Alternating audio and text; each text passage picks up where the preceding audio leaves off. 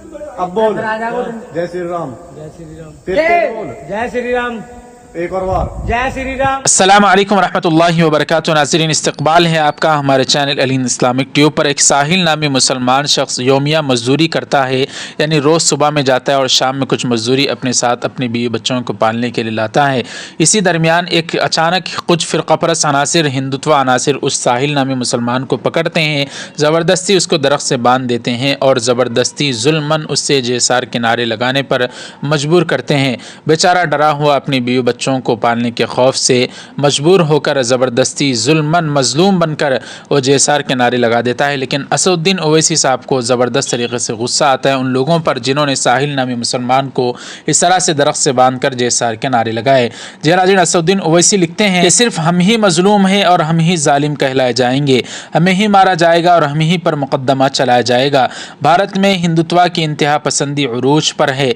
ऐसे में नाज़रीन इकराम, जो जेसार के नारे जिस शख्स ने लगाए हैं वो तो उसने बेचारे मजबूर होकर लगाया। बुलंदशहर में योमिया मजदूरी करने वाले मजदूर की दरख्त से बांधकर मारा भी पीटा गया और जेसार के नारे लगाने पर मजबूर किया गया। ओवैसी लिखते हैं कि बाद में पुलिस की हमदर्दी भी देखिए कि मुजरिमों के खिलाफ कार्रवाई करने के बजाय मजलूम मुसलमान साहिल ही को जेल में भेज दिया गया। इस तरह से असदुद्दीन ओवैसी साहब का इस मामले पर खून खोल गया। आइए नाज़रीन इकराम, जानते हैं कि जान के खौफ से अगर अपनी जान को बचाना हो तो क्या इस तरह के कुफरिया नारे या इस तरह की कुफरिया बात कहकर आदमी अपनी जान को बचा सकता है? तो दारुल उलूम देवबंद का जवाब है कि अगर कोई शख्स ऐसी जगह फंस जाए कि कलिमा कुफ्र का तकल्लुम न करे या शिरकी अफ़ाल न करे तो उसकी जान को ख़तरा लाहिक हो सकता है। ऐसा शख्स अगर कलिमा कुफ्र बोल देता है या कुफरी और शिरकी अफ़ाल कर लेता है तो उसकी वजह से वो काफिर न होगा, बशर्ते कि उसका दिल ईमान पर मुतमईन हो और बहर सूरत कुफरिया व शिरकी अक़वाल व अफ़ाल से बचना बेहतर है।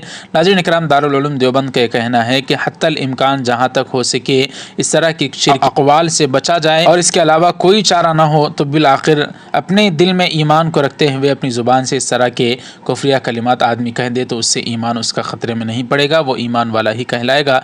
इस तरह से दारुल उलूम देवबंद का कहना है। बहरहाल दोस्तों, ओवैसी साहब ने इस तरह की ये दर्दनाक वीडियो शेयर की है। अल्लाह ताला से हम दुआ करते हैं अल्लाह ताला हम सब मुसलमानों की, ख़ास तौर पर हिंदुस्तानी मुसलमानों की हिफाजत फरमाए, मज़लूमों के दुआओं को कबूल फरमाए और जो जालिम है उन्हें हिदायत फरमाए, नहीं है तो उनको निस्सो नाबूद फरमाए। वीडियो को लाइक कर दें, शेयर करें, चैनल को सब्सक्राइब कर दें। जज़ाकुमुल्लाह।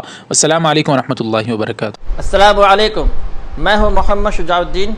नाज़रीन, आप मेरे हाथ में ये जो देख रहे हैं ये है तकमीली तलबीना। तकमीली तलबीना ताकत, सेहत और शिफा के लिए सुन्नत और तिब्ब नबवी का बेहतरीन नुस्खा है।